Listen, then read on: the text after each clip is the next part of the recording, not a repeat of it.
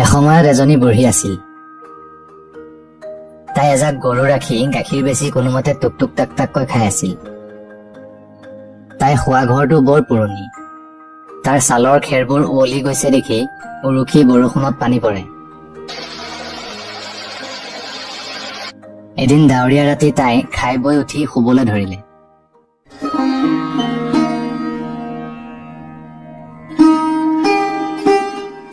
হে প্ৰভু, দীঘল ঠেঙীয়া নেপায় যেন।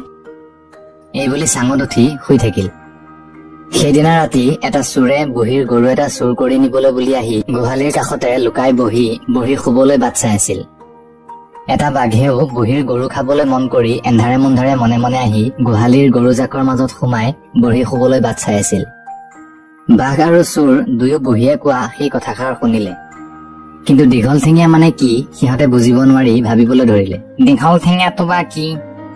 দীঘল ঠেঙীয়াটো বা কি? বুঢ়ীৰ ভাত ঘুমতি আহিল। চোৰে গৰু চুৰ কৰিবলৈ গোহালিত সোমাল। চোৰে ভাবিলে, গৰু ভাল কোনটো বেয়া এন্ধাৰে মুন্ধাৰে কেনেকৈ চিনিম? এনেকে যিটো গৰুৱে টিকাত হাত দিলেই জঁপিয়াই উঠিব সেইটোৱে নিশ্চয় চেঙা আৰু ভাল হব। ইয়াকে থিৰ কৰি সি এটা এটাকৈ গৰুবোৰৰ টিকাত হাত ফুৰাবলৈ ধৰিলে। সেইদৰে সি হাত ফুৰাই চাই ফুৰোতে বাঘটোৰ টিকাত হাত পৰিলত বাঘটো জঁপিয়াই উঠিল। চোৰে ভাবিলে, এইটো বৰ কাটন গৰু, ইয়াকে নিব লাগিব। ইয়াকে ভাবি সি বাঘটোৰ নেজডাল পকাই দি তাক খেদি লৈ যাব খোজোতেই বাঘে ভাবিলে, এইটো বুঢ়ীয়ে কোৱা কিবা দীঘল ঠেঙীয়াহে মোক পালে।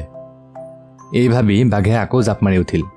চোৰে ভাবিলে, ই কম গৰু নহয়, ইয়াৰ পিঠিত নুঠিলে ইয়াক লৈ যাব নোৱাৰিম।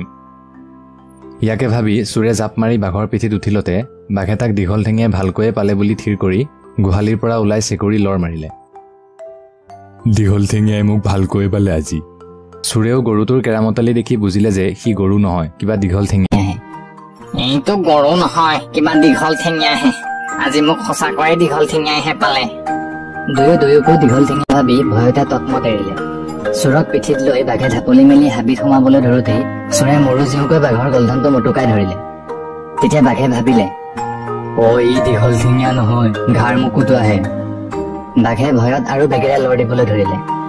চোৰে বাঘক ঘাৰ মুটুকাইও ৰাখিব নোৱাৰি শেষত বাঘৰ নেগুৰত হাত পৰিলত বাঘৰ লৰ আৰু চৰিল। লৰৰ কোবত চোৰটো বাঘৰ পিঠিত আৰু ৰব নোৱাৰি মাটিত বাগৰি পৰিল। কিন্তু সি বাঘৰ নেগুৰডাল ইমান বৰজলাত মুঠিৰে ধৰিছিল যে নেগুৰডাল চোৰৰ হাতৰ মুঠিতে পেপা কাঢ়ি ৰল। বাঘ লৰ মাৰি সাৰিল। সি হাবিৰ ভিতৰ পাই অলপ উশাহ লৈ ভাবিলে, মোক ঘাৰ মুকুটোৱাই নহয়, পেপা কঢ়াইহে পাইছিল। ইফালে চোৰে হাতত নেগুৰডাল পিটিকি চিটিকি চাই দেখিলে যে সেইডাল গৰুৰ কি আন জন্তুৰ নেজ নহয়, বাঘৰহে নেজ। তেতিয়াহে তাৰ ভয় লাগিবলৈ ধৰিলে। এইডালচোন বাঘৰহে নেজ। হে প্ৰভু, তাৰমানে সেইটো বাঘহে আছিল। ৰাতিও ভালেমান হল, এতিয়া বাটো চিনি নাপাম। ৰাতিটো ইয়াতে কটাব লাগিব। সেইবুলি সি ৰাতিটোৰ বাকী ডোখৰ কটাবলৈ ওচৰৰে ওখ আম গছ এজোপাত উঠিল।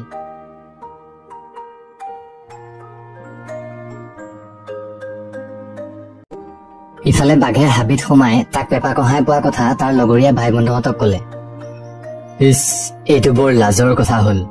আমি বনৰ ৰজা, এতেকে আমাৰ লগৰীয়া ভাই ৰজা এজনক পেপা কঢ়াই এনে লঘু লাঞ্ছনা কৰিব, ই বৰ অসহনীয় কথা। ইয়াৰ প্ৰতিকাৰ নকৰিলে পেপা কঢ়াই পোৱা সেই বাঘটোৰ মাজত নেজডালহে গৈছে। আমাৰ কিন্তু অপমানত নাক কাণ খোপাই যাব, আৰু তাৰ বাহিৰেও পেপা কঢ়া বুলি যদি কোনো জন্তু আমাতকৈ বলি হৈ ওলায় তেন্তে আমি ৰজাৰ শাৰীৰ পৰা গৈ খৰি ভাৰী পানী ভাৰীৰ শাৰীত পৰিমগৈ। এইবুলি সকলোবোৰ বাঘে লৰালৰিকৈ মেল পাতিলে। শুনা ভাই বন্ধুহঁত, আমি পলম নকৰি এতিয়াই পেপা কঢ়াৰ বিৰুদ্ধে যুদ্ধ যাত্ৰা আৰম্ভ কৰিব লাগিব। ব'লা আমি সকলোৱে পেপা কঢ়াক বিচাৰি যাওঁ। দুকুৰিমান বাঘে পেপা কঢ়াক বিচাৰি চলাত লগালে, কিন্তু ক'তো সিহঁতে পেপা কঢ়াক নেদেখিলে। শেষত এটা বাঘৰ চকু সেই আমজোপাৰ আগত পৰিলত সি পেপা কঢ়াক তাত বহি থকা দেখিলে। সেইটো পেপা কঢ়া এইবুলি সি আঙুলিয়াই দেখুৱালত এটাইবোৰ বাঘে একেবাৰে হাউৰি মাৰি উঠিল। কিছুপৰ সিহঁতে ভাবি চিন্তি বুদ্ধি এটা সাজিলে। বন্ধুহঁত শুনা, ইয়াক ঢুকি পাবলৈ আমি এটাৰ পিঠিত এটা উঠিব লাগিব। ঠিকেই কৈছ, আমি এটাৰ পিঠিত এটা উঠি গৈ থাকিলেই তাক ঢুকি পামগৈ। উঠা। পেপা কঢ়াক ঢুকি পাবলৈ সিহঁতে এটাৰ পিঠিত এটা, আকৌ সেইটোৰ পিঠিত আন এটা, সেইদৰে উঠি ওখ হৈ গল। সৰ্বনাশ এতিয়াহে বিপাঙে মৰিলো। তৎক্ষণাত চোৰেও এটা বুদ্ধি উলিয়ালে। সি দেখিলে যে নিচেই তলত পেপা কঢ়াই পোৱা বাঘটো। সেই নেগুৰ খৰা বাঘটোক চোৰটোৱে গলগলীয়া মাতেৰে মাত লগালে। খৰা চাবি চাবি। খৰা বাঘে ভাবিলে কো পেপা কঢ়াই আনবোৰক এৰি মুখহে ধৰে নেকি। ইয়াকে ভাবি সি শক্তি বুদ্ধি হেৰুৱাই হাবিৰ ফালে লৰ ধৰিলে।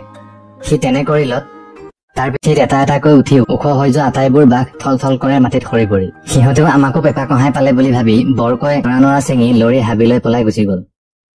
চোৰে ৰাতিটো তাতে থাকি ৰাতিপুৱাতে গছৰ পৰা নামি তাৰ ঘৰলৈ গুচি আহিল। আৰু তেতিয়াৰে পৰা সি চোৰ নকৰো বুলি শপত খালে।